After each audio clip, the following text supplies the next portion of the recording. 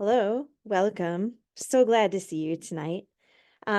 This is a panel called the called Art in the Time of Chaos, and it is sponsored by the Good Hart Artist Residency, supported with grants from the Michigan Arts and Culture Council and the National Endowment for the Arts. We're grateful also to our volunteers and our donors. We could not do it without you. Um, Art in the Time of Chaos. So this panel came about. First of all, this is part of a series that the Good Hart Artist Residency has been doing about creativity, kind of different ways of examining how creativity works. Earlier in the winter, we did a panel called Spark, which was about igniting creative imagination. Um, this title comes from that Gabriel Garcia Marquez novel, Love in the Time of Cholera, um, but Art in the Time of Chaos. That novel, I was thinking about it. Those characters go through everything to try to find true love, and it keeps getting waylaid and it keeps not working. But in the end, under the quarantine flag of cholera, love conquers all. It finally comes together. And I was kind of thinking of art in a similar way. Um, Maybe art has the power to conquer all. Maybe art has the power to overcome the chaos of the world. Maybe not, but those are some of the things that we'll be thinking about tonight. Um, you have a million reasons to be anxious every day. There's wars, there's climate change, there's energy crises, there's inflation, viruses, you name it, it's out there and it's a threat and it's constant. It would be incredibly easy to feel like there was nothing that could be done and that you should just sort of sit back and feel defeated. Um, but we don't do that. We move on with our lives. And in fact, there are artists everywhere who are actively being creative, often even taking on these difficult ideas. And so I wanted to explore that tonight. And that's really why we're here, is to think about the intersection of art and chaos and what that means and what the promise is and what that can do for us. Um, and just to note, throughout this panel, I'm using the word chaos. It's kind of a shorthand that means um, any of the crises going on in this world. Maybe it means a bunch of them all at once. Maybe it means some of them in particular, but that's what chaos means for the purpose of this panel. Um, I'm just going to tell you quickly how this is going to be set up, and then we will move on to meeting our panelists. So each of our panelists is going to give a little bit of a talk in the beginning, just a quick little tour of their work, and they'll maybe tell you how it is that they interact with chaos. And then we'll shift to a roundtable format. I'll ask the panelists some questions, and I'll save some time at the end for the audience to ask questions as well. So that's how we're going to go. By way of introducing our panelists, an hour is short. I don't want to take too much time. So I thought I would put it to the panelists themselves. I'm going to ask them to tell us who they are, what they create, and why they said yes to this crazy panel. While that is happening, Sue and Bill Kelso over at the residency are going to drop links to their websites in the chat, so you can click on those to learn more about the artists. And we'll start with Pedram. Hi, my name is Pedram Baldari. I'm an interdisciplinary artist, an architect. I'm also an art professor at the University of Michigan in Ann Arbor. I think um, I said yes because I I work with chaos, and I, my studio is not chaotic, but actually the premises of what it means. Um, it highly informs my work in terms of the conceptual uh, premises. Thanks so much. And then we'll move on to Rehab.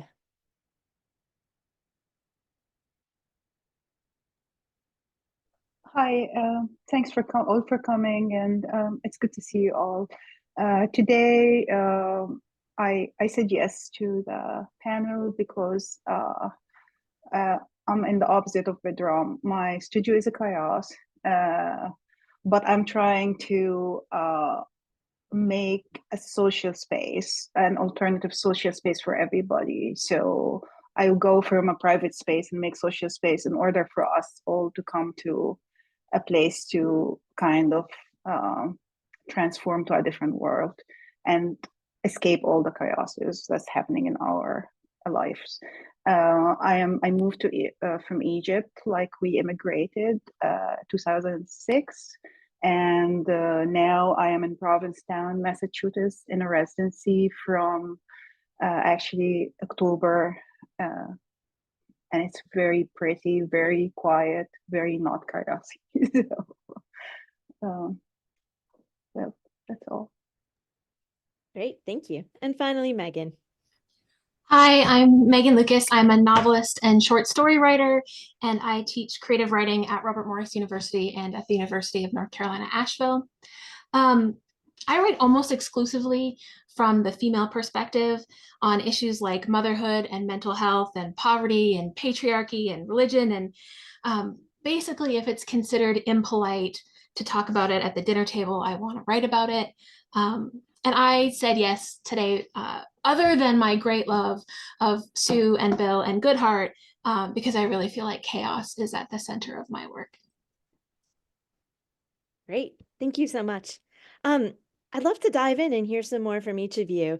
I'll hand it over to you to tell us a little bit more about your work and its intersection with chaos. And we'll start with Pedram. Let me share my screen. Maybe this will help. Okay, so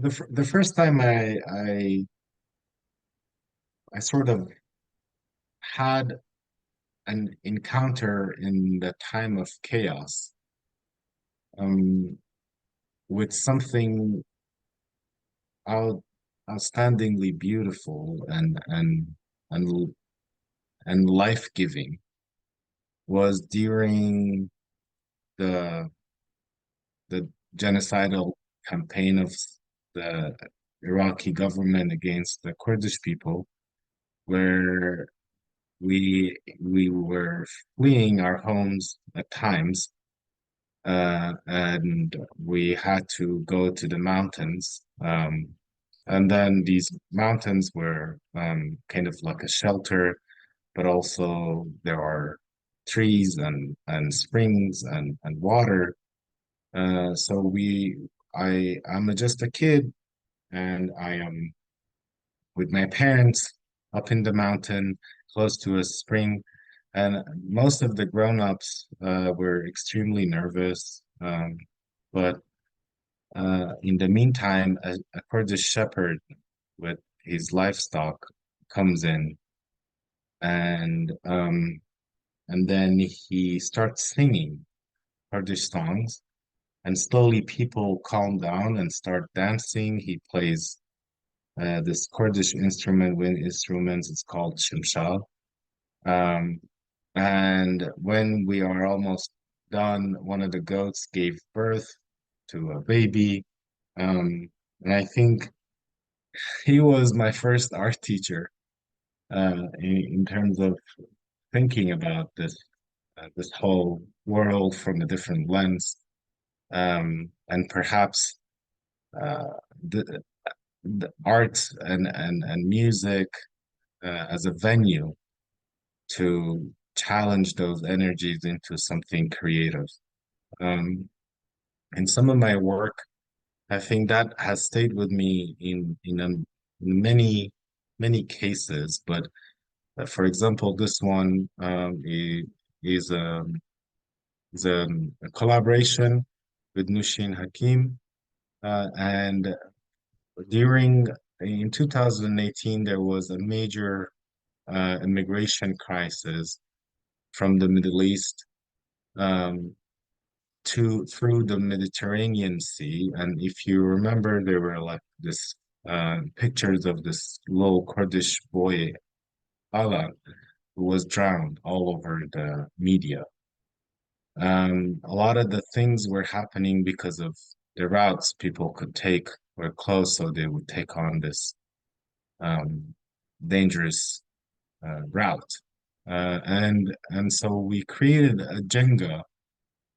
I think most of you have seen Jenga, but it's all parts are engraved with the UN Human Rights Charter of Freedom of Movement, and I created by sewing caution tapes that create the length when I sew them day in and day out together. That makes kind of the length of the Strait of Bosphorus, which connects the landmass of Asia to Europe in Turkey for a family of four. So that amount of length they would go through that bridge, but instead they would take on a boat. And I created a roof over this Jenga and then asked people to play with it. And once played, it's not numbered, it's so many of them, it never went back into the same order of what that is. So that sort of informs my other works in another occasions through the Trump's administration, the famous Muslim ban. We also created this kind of mirror work of American flag, which reflects based on Middle Eastern mirror work geometry, and then all these bricks that we reclaimed from a wall that had kind of decals printed on them. You could see them here of cartoons of U.S. And Middle Eastern politicians making love with one another, mostly men. And then, so this is another version of it, and thought about like White House, what it represents during the time of chaos, during the pandemic. Again, utilizing highly reflective, but also geometric mirror work to think about the gaze of the person looking at these things and how much each one of us see ourselves within this promise of America. And this is the one that I will just talk about briefly. It's 10 feet diameter balloon filled with helium, choked by a ring, wrapped with caution tape, which has like the 1925 key to the Statue of Liberty hanging by it, and the balloon slowly deflates. There is a valve, and then drops this the choke, but it has lost so much helium that won't fly. So this is sort of how I think through my work about the chaotic moments and maybe challenging times in our lives. Incredible. Thank you, Pedram. Of course. Next, we'll take a look at the work of Rehab El Sadek. Starting with this work here, it's, as you see, it's actually, my work starts as a place from memory. So I remember my first work, like my first day that formed all my work after is being stuck in the mommy room in the Tahrir Square in Cairo. My parents were supposed to come and get me. They didn't. So I stayed for a long time looking at closely. It was full of mummies and stacked together. Now they are in different museums, but at the time it was like for a kid to look at all of this. And I learned at this time that this memory stayed with me, not because it's scary, just because it's kind of that this kind of line between death and life, and how things can go all day long, and then you can have this one that became nourishing to me, like the gauze, the stains, the time, especially when we immigrated to the US. It was because Egypt was so chaotic at the moment. We thought that the American dream is the way, like myself and my kid and my ex, and we were like, okay, it's a start over. For me as an artist, if we go to the next slide, please, Bill. For me as an artist, from all this chaotic, the before image was just memories. It's an autobiographical story. That was actually right after 9/11. I started thinking about how people see it became more like the Islamophobia, the xenophobia. All people became more scared of each other, and I felt like I was in Austin, Texas at the moment. Before I was in Dallas, and in Texas there is not a lot of Egyptian community, and art helped me to organize this kind of all the scary things that for a mother and for a person and for a woman especially to start over. So it became kind of my memories became kind of structure, and to build things, to build spaces. And here I use light and shadow in order to create a place for people to go through my installations, and it became kind of my language to connect myself as an artist, my objects, and create those spaces for people to come and enjoy and walk through and feel something different that can make their day different. So can we please get to the next one?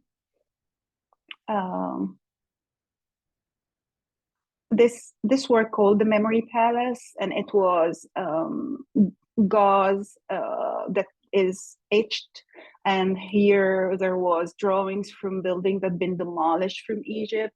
So I became kind of the conservator of this history in my mind, but not as to hold history and to look back only, but to look at. I lived in this work in Austin, Texas. So Austin became like gentrified, and there is a lot of beautiful buildings we see, of beautiful businesses, and they just gonna be erased. And this was my take to how to kind of get connected to things that been gone, and feel like hopefully it's gonna help to say something about what's going on. Next one, please. So again, at the Middle East, a lot of people, when they think about the Middle East, they think about chaotic environment. But there is this beauty, and when you live there is this kind of. So I felt after years of understanding where I am in my environment, that we all need this space, this safe space, this place to go, to enter, and to feel like the sunshine on your, this special light that it was a daylight, and I put special plexiglass with color, so it laid on the whole room this orange when the sun come down. And this was in a historic space in Corsicana, Texas. This was for me kind of capturing the moment, how I felt at this moment when I grew up in Marsa Matruh, which is close in the desert. It's close to the Mediterranean. We had sandstorms, and this was kind of my take to The Memory is the Sandstorm. So next one, please. This one is was at Project Row Houses, and I stayed in the house, my house, like it was an installation created for especially this house, where I could kind of imagine how many families and people lived in, and their dreams and what they could have thought of. And Houston is a big melting pot for people from everywhere. So this was part of like me digesting Houston for a long time, like for before installation, then coming with something that's related to the environment and the community.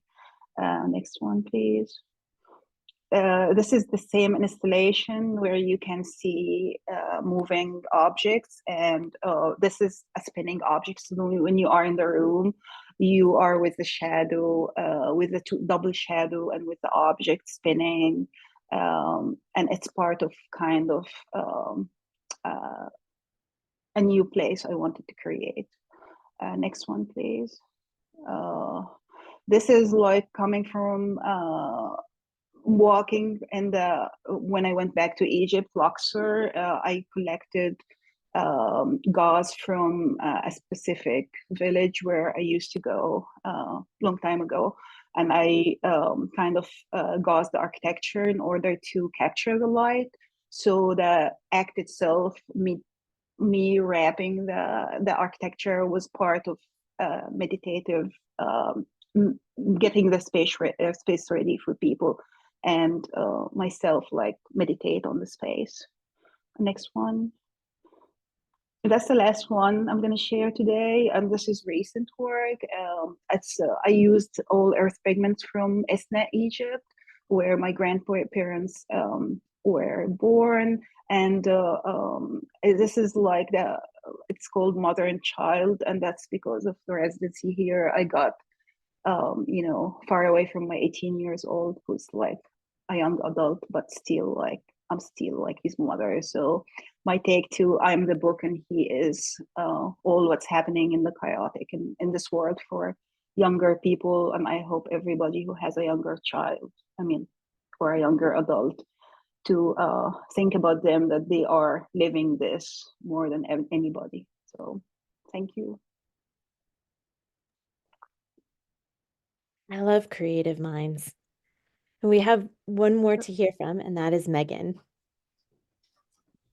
I don't have any cool pictures to show you, so I'm sorry that you're stuck with my face. I didn't always want to be a writer. I was a voracious reader, but I came to writing during a time of personal chaos. I had postpartum depression after both of my children, and I was just so angry. I was angry while I was pregnant with the medical system that didn't seem to care about me as a person, especially as a fat person. I was just a flesh vessel for the much more important baby. And then, of course, you come home with the child, and there's the chaos that brings, the physical pain and the exhaustion, but also this feeling that I was giving up the entirety of myself to become a mom. And I was angry and I was sad, and I felt like I wasn't allowed to be either one of those things, or that I wasn't allowed to talk about being either of those things. All people wanted to do was tell me how blessed I was. No one wanted to talk about how I felt. No one wanted to talk about me at all. So I wrote about it. I worked through my personal chaos. I worked on understanding and controlling it. And through my work, I built community, and I learned that I wasn't alone. There's a quote about art that's been attributed from a number of sources, everyone from Banksy to David Foster Wallace. And it doesn't really matter who, I don't think, just it wasn't my idea. But it says that art should comfort the disturbed and disturb the comfortable. And I guess that's what I'm trying to do, to build community among the hurting so that we can learn that we're not alone, and to educate. And I think that chaos plays a huge role in both comforting and in educating. And now that I have my personal shit a whole lot closer to being together, my work is fueled by external chaos. more specifically my anger and frustration at external chaos, and my desire to educate those who don't seem to understand the problem. Chaos is defined as a state of disorder or confusion. And when I think about that, I think of the American government, both at the federal and the state level, and about Western culture. And I regularly ask my husband if this, what we are living through, is some sort of performance art, or maybe a satire intended to wake us up, a satire that 50% of us think is a good idea. And it makes me scared, and it makes me angry. So, well, how does this fuel my work, right? Well, the truth really is stranger than fiction. And the majority of my story ideas come from reading or listening to the news and trying to process how something like this could happen. And then trying to share my understanding that I can create for myself with others. So I just had a short story collection come out this summer, and it's called Here in the Dark. And there's 16 stories in it, and almost every one of them is inspired by something I heard or something I saw. The first story in the collection is called Voluntary Action, and it was inspired by an incident here in Asheville, North Carolina, where I live, where an inmate died in police custody because they ingested their methamphetamines instead of being caught with them. And it got me thinking about what kind of justice system do we have where people would rather risk death than be caught with a relatively small amount of drugs. And I kind of got obsessed with what it would be like as a police officer to be responsible for that inmate's life. And I just kind of kept asking myself, what if, until I sort of worked my way through it and ended up with a story.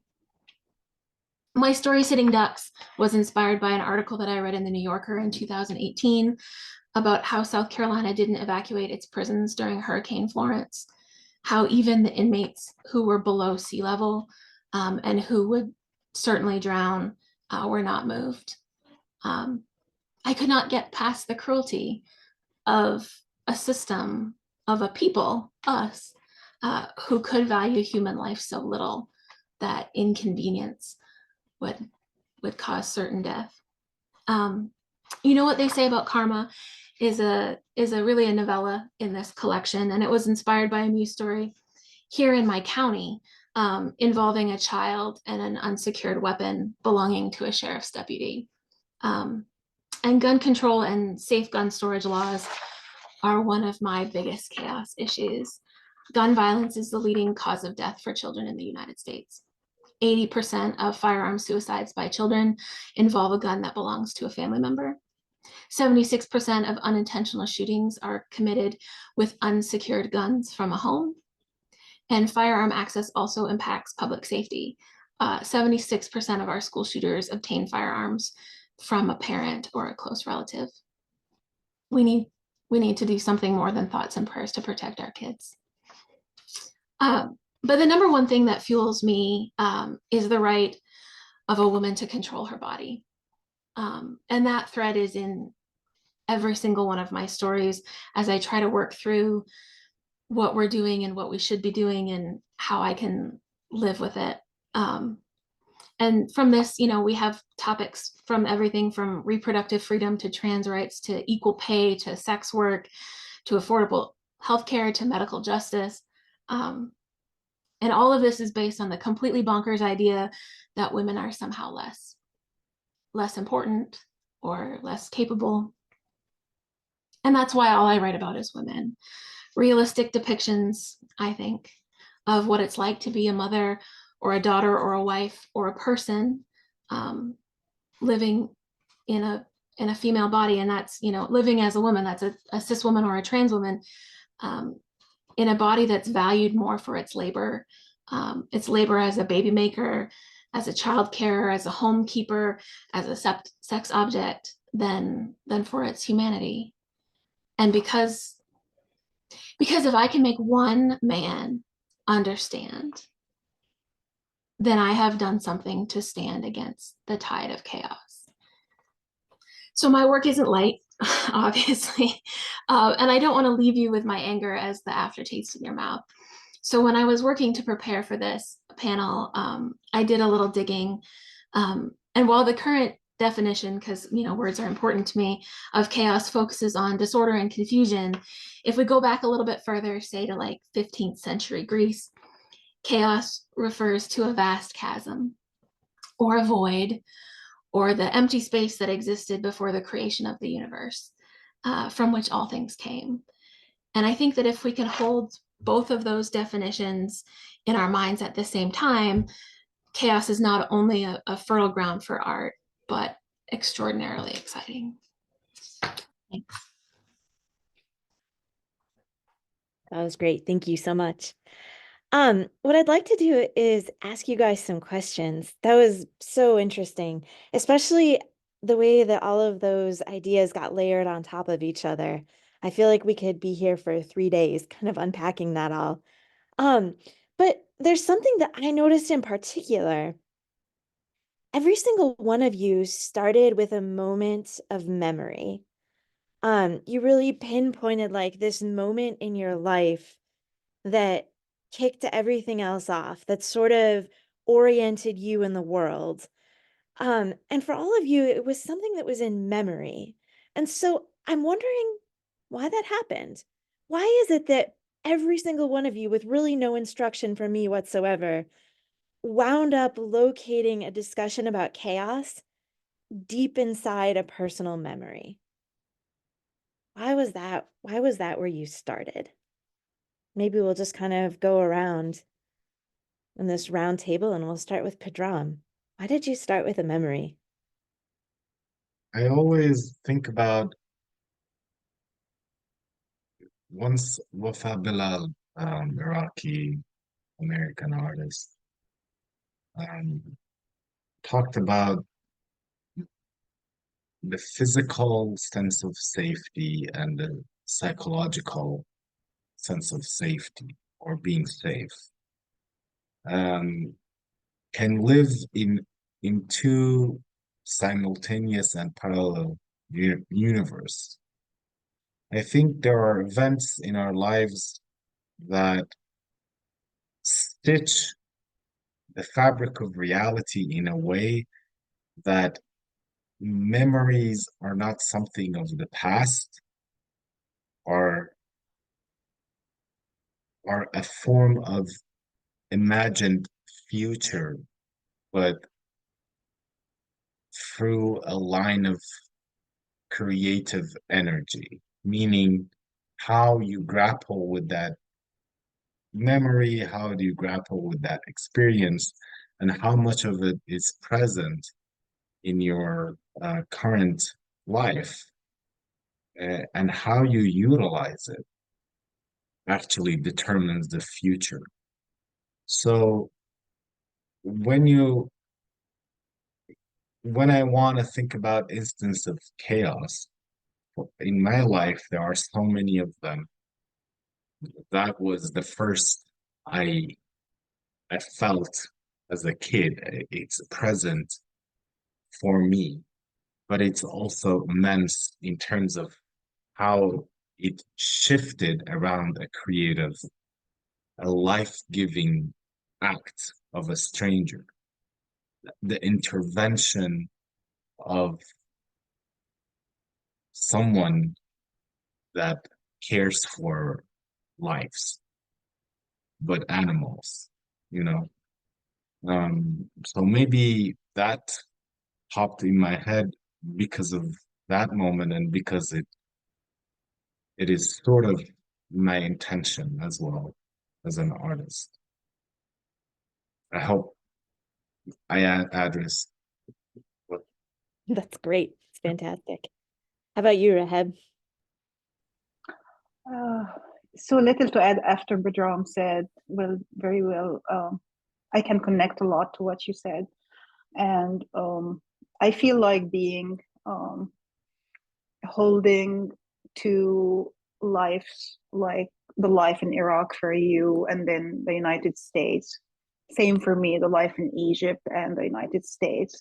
It's not just safety. Safety is a beautiful word, and that's a big part of the reason of holding memories for a lot of people is to, even without you holding the memory, when you go somewhere and a smell, you know, a scent of rose or lavender, something like will remind you of a person or of a place. So all of this kind of things, we live, I mean, like older generation like us, I mean, like myself, we keep these things because we didn't have a lot, like screens and things. So when you grew up, you have all these layers in your brain of sensuals and memories. Those sensuals, as artists, I mean, everybody form this in a way. When you cook your grandmother recipe, it's part of this memory. So it's for everybody. It's kind of what makes you feel like, um, something that is not ending, like, and for me, it's, I can't live without those because I have memories here, yes, but it's shorter memories than, because when you grew up, that's the memories that everybody maybe will still come back to you as, because nowadays you're running doing stuff, but then when you sit on the couch and again you smell something, or you know something happens, like you hear something, it reminds me of a lot of, it comes like flashback. So yeah, it's safety, Bedroom, for me. It's as personal as an artist. Yeah. What about you, Meagan? I'm just fascinated that all three of us are immigrants to the US. I grew up in Canada and I moved to the US for grad school. And so I think that's really interesting. I don't know if that was part of Carrie's big plan when she got us together. But I start with memory, I think, because while I believe that you have to write across gaps, you know, I can write characters whose experience that I have not lived through, you know, especially if I'm careful and I use a lot of sensitivity, that there's a responsibility there in the creation of empathy for me to be able to do that. But I think it comes back to like no tears in the writer, no tears in the reader, and that I need to use my own real feelings on the page in order to communicate with the reader.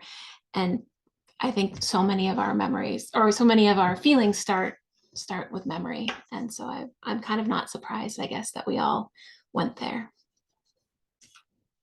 It is really interesting. It was like you all located the humanity within a question that maybe asked you to feel distant, but you all really located humanity. I thought that was fascinating. I did ask when people signed up for the Zoom League, I asked if they had any questions for panelists, and there were many different versions of basically how do you keep from feeling overwhelmed? If you're grappling with chaos in your work, how do you prevent that from crushing you? This is my response, and it's muscle memory, maybe. I don't know. Um, in these situations, my mouth stops working and my brain tries to find a way to identify the elements. It becomes a form of inquiry. It immediately makes me think about the reality again and recheck my reality and place myself within it by identifying what is at play, but maybe through material, maybe through processes, maybe through active metamorphosis, where there is something that exists as an object and goes through this whole entire system of inquiry and comes out as something else. And I think channeling that energy helps me understand the situation a lot better than immediately responding to it verbally. It's a form of it's not a form of submitting to what is going on, but I need more time digesting the process through something else besides perhaps just utilizing maybe an immediate response that maybe it's anger or frustration. Um, it's so integrated, engraved that that's kind of um, how I think about larger cases of chaos. But if it's my schedule, yeah, I have to take a walk. I won't make art about like busy schedule, chaotic schedule. I have to go take a walk. How about you, Rahab? Drugs. I mean, no, I mean medicine. I have since 2020. Medicine helps. The cat helps, but what helps the most? Being in the studio. I don't feel like I don't even take days off. But I can, like, days off means I can be in the studio but still like holding a book, or even writing for a friend or doing anything, but being knowing that there's something I can do. That's what makes me less overwhelmed, and it makes life so much like um, experimentation all the time. Makes me feel like there is I don't know why, I always feel time is short. That's because this life is overwhelming. That's because of what's going around. You feel like you don't know where is the beginning from the end.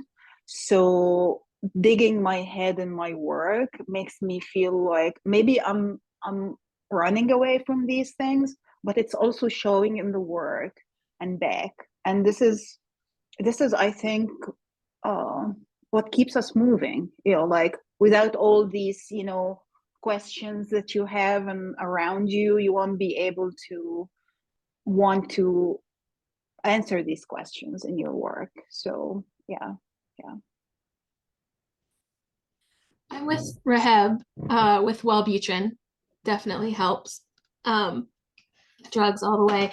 I feel like my art is what helps me process all of these feelings. Flannery O'Connor said that I didn't know what I thought until I read what I wrote, and that's exactly how I feel.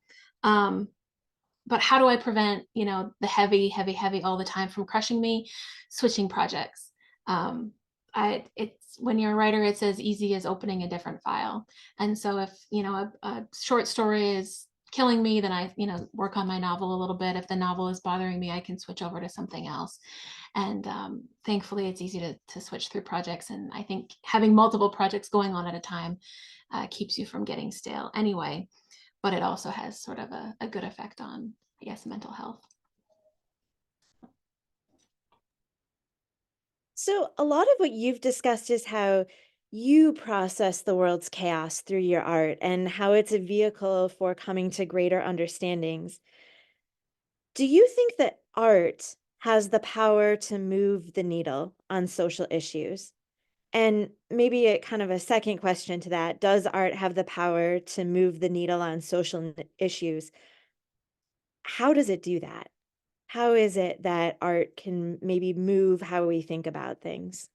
I think we social issues at large, for them to be addressed, first we need a collective sense of sympathy for it.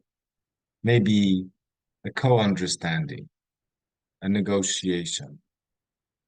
And art may be a good vessel to speak to those elements because the way Megan or Rahab talks, they talk about their experiences, it immediately connects me with that energy. It doesn't require me to live their lives, but it generates a sense of empathy that I could be on board in their mission to think through that process. And I think that's the power of art that does not exist really in media. It doesn't exist in news. I think most of our brain stimulation right now is coming from hashing on the sense of fear, but and and and and hatred and maybe discontent. And I think art provides a vessel to reconnect because I think humans are story animals. We, to continue, need a story. The story can be those carvings and handprints on caves in pre-Neolithic eras, in our ancestors in caves, or something that brings that today. I don't want to claim art can bring everyone together and we will be happily live happily after, but I think there are the conversation, even going into the most unrelated, detached from reality of a Rothko's painting, like one of the chambers you go and you just look at these paintings that provides a sense of detachment from outside, can recenter a human being. And that is something powerful that I think we cannot gain through other means of communication, especially with this like social media and all these things. I think yeah, that's my take. Same thing, Pedram. I believe it's community. It's not going to change anything with one voice. So it's the artists, art administrators, people who go just look at art, and um, especially in the US, there is a lot of schools don't have like art as primary discipline or writing or music. So we might not see our effect. I always tell myself that maybe the work, because people tend to look back at the work before, maybe this work is going to be something in 50 years or 100 years, or I don't know. I mean, like what I know what I can do is what I'm doing right now. I don't want to do anything else. But I, as you said, is like also looking at others, that everybody's trying to, especially after, I believe after pandemic, we became much closer through the screens. Studio visits are easier. Things became, there is more also America's massaging social justice. There's, yeah, it's not uh, ideal, but it's on the way of better, getting better. Hopefully it's gonna get much better. So we will see. I don't know. Yeah. Yeah, it's a big question. Carrie. I I have to believe that art has the power to move the needle. I I have to believe in the power of storytelling. I believe that it creates empathy and community. Um, I mean, otherwise, I think that you fall into a pit of why am I doing this? Um, and I don't know if visual artists get the same connection with the people who experience their art as writers do. Um, but there have been so many readers who have contacted me online after reading my work, or who have come to an event just to talk to me afterwards, to tell me that they thought that they were the only one until they read something that I wrote, or that they were so grateful to be exposed to something that I wrote about because they weren't aware of it before. And I have held a lot of sobbing undergrads because they connected somehow with what I was doing. And so I guess I don't allow myself to wonder whether it's something that can help. I just have to work under the idea that it does, so that we just keep going. What a beautiful full circle you all brought this to. You started with these deep and intimate memories and ended up with it's all about the human connection. And that's what matters. And that's maybe how we get through the world's chaos, is by connecting with each other. That was a really beautiful message. Thank you. I did promise that we could have some time for people in the audience to ask some questions. So maybe we'll turn it over. Feel free to unmute yourself and just pop in. There's not too many of you, so don't be shy. Go ahead and ask some questions if you like. And panelists, you can feel free to answer out of order if that makes sense. We can move into the chaos mode of the end of this panel here. Yes, Sue. Just a question for Meagan. When you take so much of your ideas from the media and the news and all that time, all those things, do you ever have to say, I'm just going to shut it off, though? You know, that becomes overwhelming and chaotic to have so much coming at you. You know, Too many ideas. yeah. I no, because I think, we live in fear of running out of ideas. And so I just, I have a tendency to just, write a plot line in a notebook and kind of try to outline it a little bit and then go back to whatever I was working on. But I mean, yeah. And I have small children, so that helps that, my, most of my car time, I'm listening to music that they enjoy and that kind of stuff. And so I sort of have the ability to, I guess, cut it off. But I don't know that I ever intentionally decide that I'm going to stop paying attention to the world, because I'm afraid of missing good stories. That's because, as Pedram pointed out, humans are story animals. Mm-hmm. I wrote that down. That felt very true. Mm-hmm. Any other questions? You have brilliant minds at your service. I think that's the issue here. We do have brilliant minds at our service. And I will say, there have just been so many ideas that have been shared that, I'm taking little notes and it's making me think. So I appreciate all of the comments and the preparation that the panelists have put into this. So nope, my mind isn't brilliant enough to have a good question right now, but I sure am enjoying the panel. Sarah, I see you have your hand raised.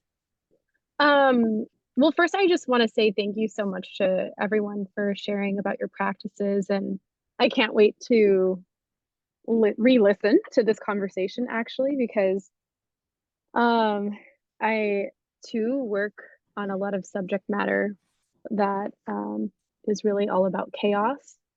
And I tend to approach my subject matter kind of trying to strike a balance between something that feels very kind of stark and severe, but then also bringing in elements of humor and absurdity and kind of dark humor. And so as each of you were talking, I could really, and sharing about the subject matter as well as, images, I really resonated with all three of your bodies of work. I am a visual artist, but also a writer, and I do performance as well. So just comments really more than questions at the moment. Pedram, I really liked how your work straddles a nice line between being kind of didactic and educational, pointing to actual political events, but you strike a nice balance between being, having a lot of legibility in your work, so the audience can really kind of quickly understand what the subject matter is, but it's also very abstract and poetic, and I really love that. And then Rehab, I love the quietness and lightness, but also kind of the monumental scale that you work at. And I found the kind of quiet theatrics to be really, really beautiful. It's something that I'm always kind of going between, is how on the nose do I want to be, or how much can I really pull back and be a little bit quieter or a little bit more abstract and poetic and let the work kind of speak for itself.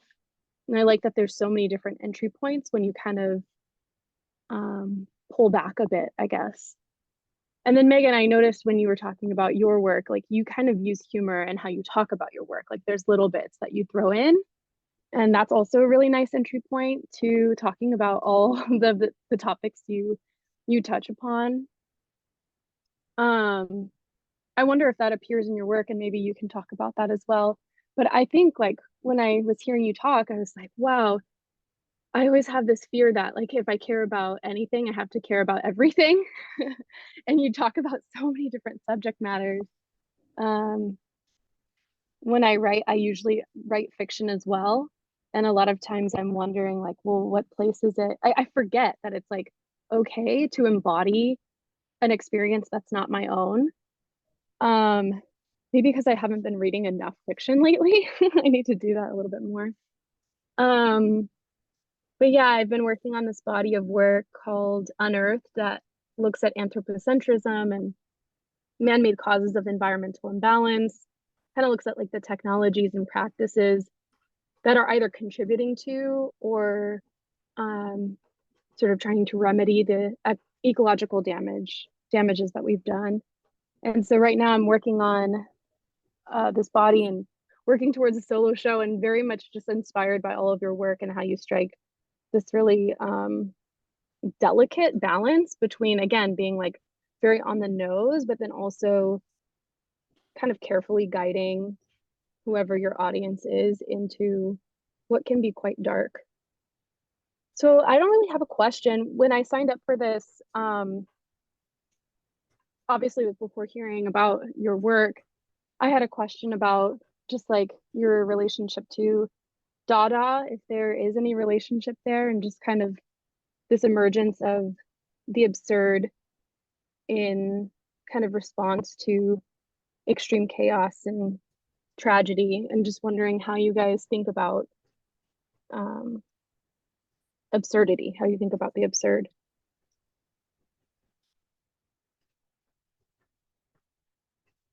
That's a great question. What is the line between chaos and absurdity? I think it's art. Art is just in general can be an attempt to contemplate on absurdity of life. The overwhelming aspect of being alive, and then happen to find a way to creatively respond to it. Always brings the notion of absurdity in all of it. I truly believe there is no logic in the chaos. There is no logic to the disparities. There is no logic about the Russian and Ukraine war or what is happening in Gaza.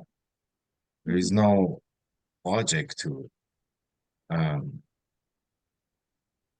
Ethnic cleansing of 300,000 Kurds in the matter of a couple of years. There is no logic to any of it. And the fact that you are not one of those people who become the victim of this insanity, perhaps is the logic of maybe you channel some of your observation, your contemplation of the absurdity of everything into